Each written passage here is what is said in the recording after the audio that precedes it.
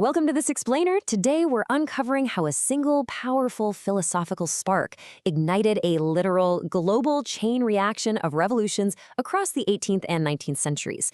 We often think of history as just a series of isolated, disconnected events, right? But when we look at this incredible 70-year period, we actually see a massive domino effect, one that completely shattered the old world order and fundamentally reshaped the modern world we live in today. Let's get right into it. We've got 5 stops on our world tour today. First up, the Catalyst, then the American Experiment, followed by the French Eruption, Revolution in Latin America, and finally, the Legacy of Rebellion. All right, kicking things off with Part 1, the Catalyst, Intellectual Sparks and Colonial Tensions. So before any actual battles are fought, before a single musket shot was even fired, it all began with a revolution in the realm of ideas. Public intellectuals and Enlightenment thinkers really laid the critical groundwork for everything that was going to follow. We're talking about writers like John Locke, Voltaire, and Jean-Jacques Rousseau. Rousseau actually famously declared that man is born free, but everywhere is in chains. These thinkers began fiercely arguing against absolute monarchy and this whole idea of the divine right of kings. Instead of blind obedience, they insisted on a social contract between rulers and the ruled. They proposed what was at the time a totally radical idea. If a ruler acts unjustly, the people have every right to challenge them. This was basically the intellectual kindling, just waiting for a spark. Moving on to Part 2, the American Experiment, from taxes to independence. That powerful philosophical spark? Well, it first caught fire across the Atlantic, taking root in Great Britain's 13 North American colonies. See, Britain had just finished up the incredibly costly 7 Years' War and was facing a massive financial crisis. Their solution? Heavily tax the colonists. If we track it, we see this rapid escalation of tensions, starting with the Sugar Act in 1764, then the Stamp Act in 1765, the Townshend Act in 1767, and eventually the Intolerable Acts. And because the colonists had absolutely zero voice in the British Parliament, this caused an escalating wave of outrage. It gave birth to that legendary rallying cry you've probably heard, no taxation without representation. This tension finally hit a dramatic tipping point in 1773. In the wake of the Boston Massacre, roughly 100 activists dressed as Native Americans boarded British ships and dumped 342 boxes of tea right into Boston Harbor. It was a defiant, highly dramatic act, and it completely enraged the British Parliament. In retaliation, Britain passed a series of harsh, punitive measures that the colonists aptly named the Intolerable Acts. Basically, they closed the port and put Boston under strict military rule.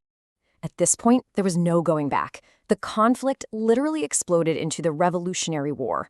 It was essentially a civil war erupting between the patriots who wanted freedom and the loyalists who stood firmly by the crown. Now, despite some serious early struggles, General George Washington ultimately led the Patriot forces, utilizing some brilliant military tactics to defeat the British Army.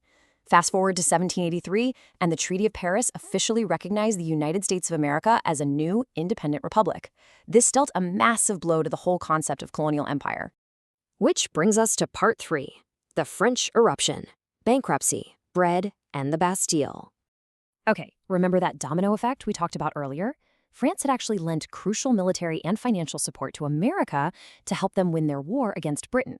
And when those French soldiers returned home, they brought those infectious, radical ideas of liberty back to Europe with them. But they also brought back a crippling, catastrophic mountain of national debt.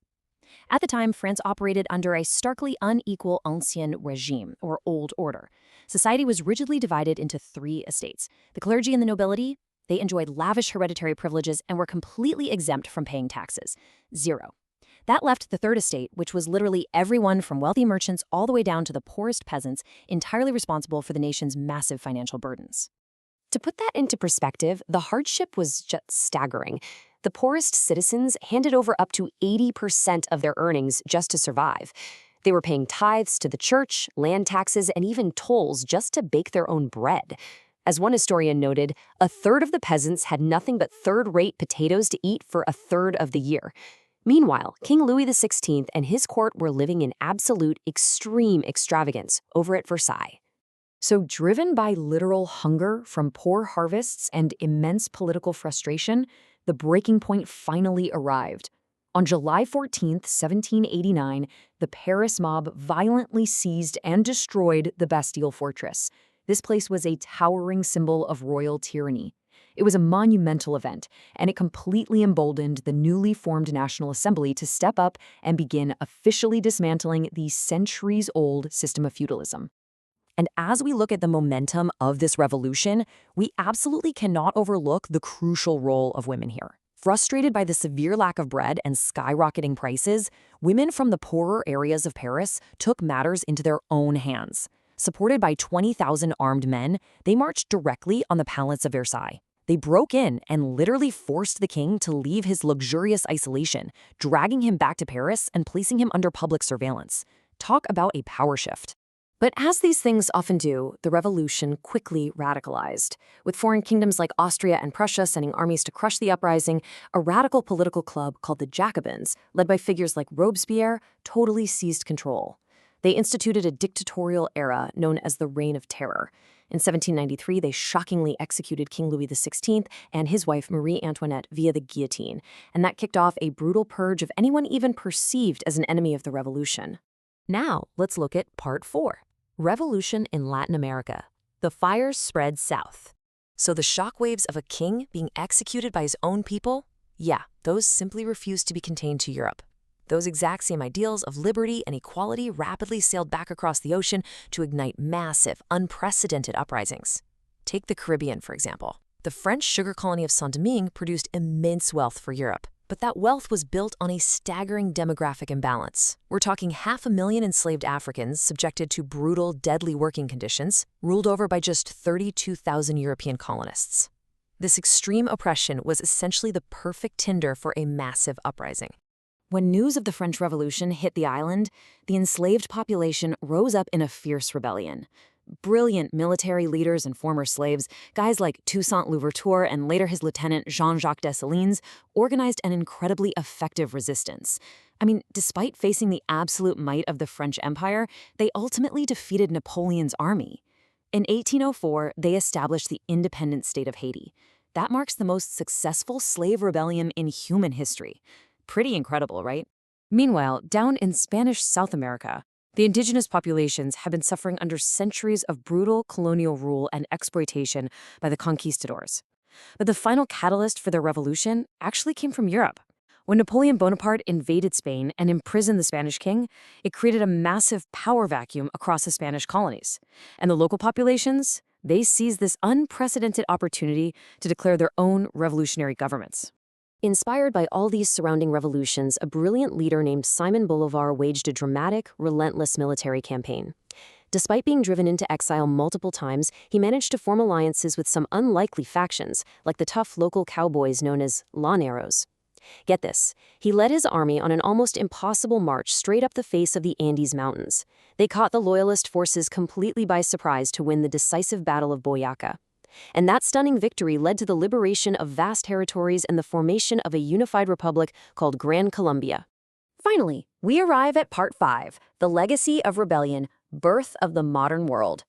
By zooming out and connecting these seemingly isolated events, from the salons of Paris to the harbors of Boston, the sugar fields of Haiti, and the peaks of the Andes, we can really see a continuous wildfire of rebellion. Just look at how rapidly these dominoes fell across this timeline. In less than 50 years, the world was turned completely upside down.